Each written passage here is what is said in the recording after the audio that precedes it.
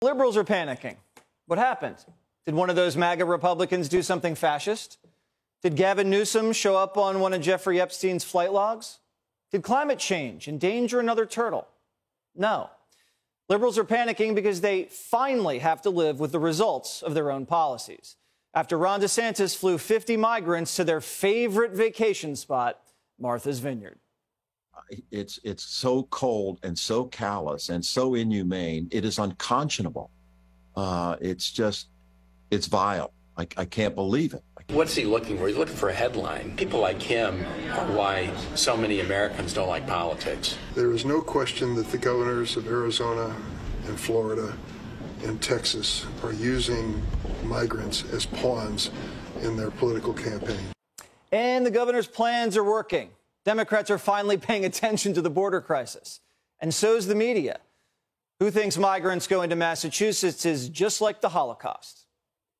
This is the coming straight out of the authoritarian playbook. This is what's so disturbing about DeSantis, is to use human beings, to weaponize human beings for a political purpose. What we find in all our films is that the themes that we engage in the past are present today. And so when you look at the story that we're telling of the U.S. and the Holocaust, you understand that the time to save a democracy is before it's lost. Yeah, 50 migrants arriving on a gorgeous island off the coast of New England is exactly like Hitler slaughtering 6 million Jews.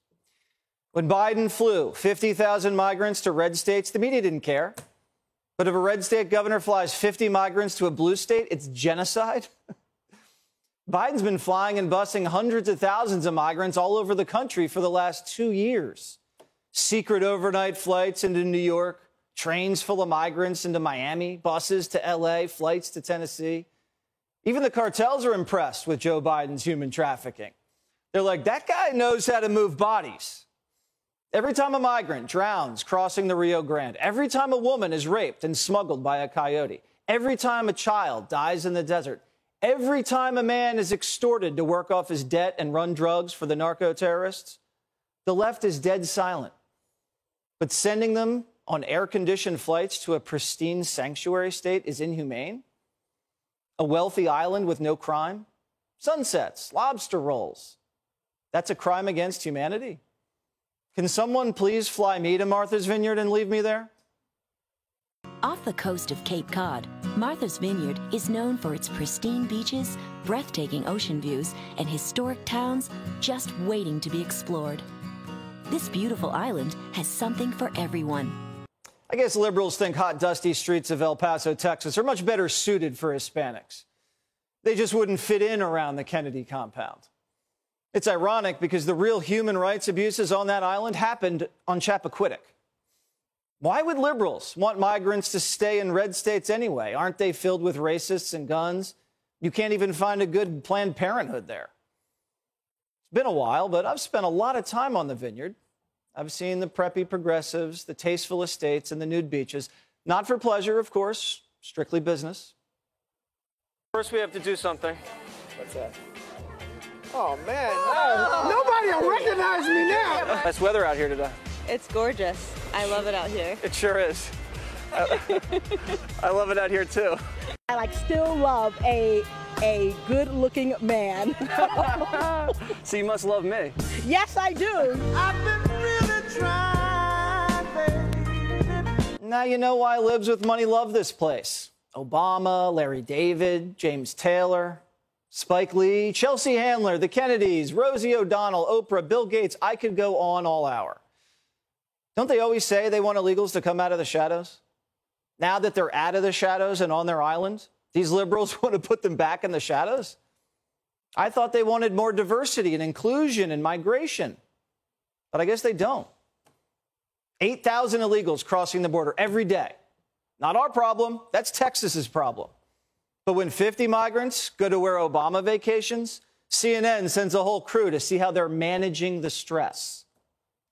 This is going to be a logistical heavy lift. We're on an island. You guys are, this is, I'm sure, tight-knit, and you guys, everybody knows each other on this island. People think of this as, you know, the rich and famous on Martha's Vineyard, but What sort of 50 immigrants, what sort of stress does that put on Martha's Vineyard? Well, the truth is that, of course, the fact that it came in such short notice, there's the stress.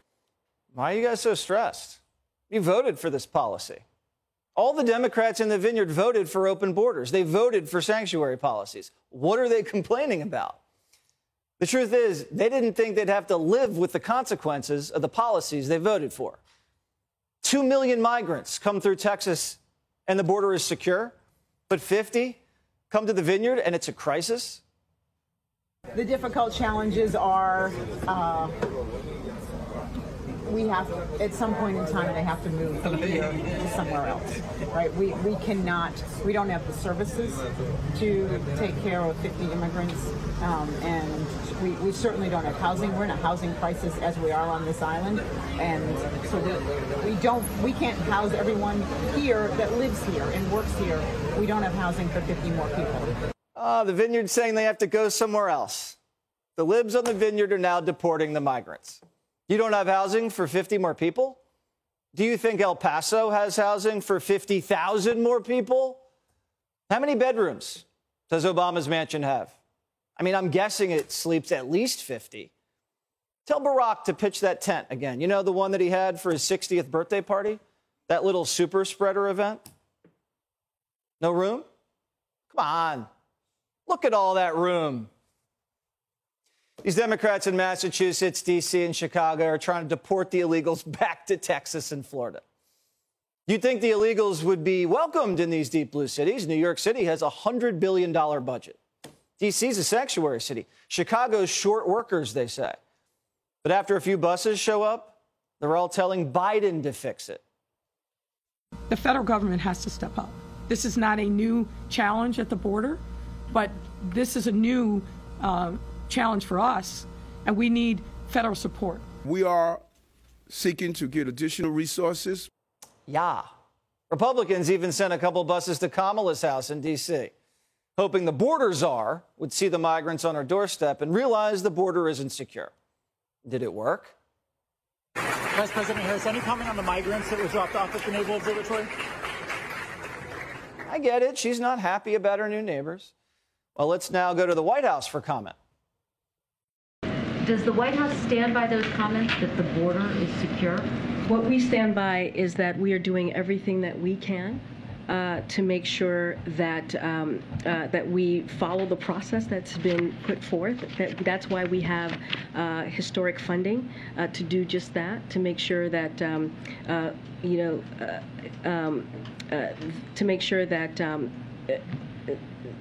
make sure that the folks that we encounter at the border be removed or expelled.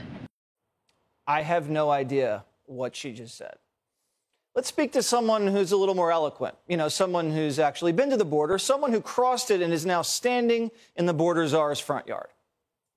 Everybody believes that the border is open. It's open because we enter, we come in. Free. It's open for you to come illegally, right? Illegally, yes, illegally, that's true. Because we see on the news that everybody coming illegally. So we also do the same.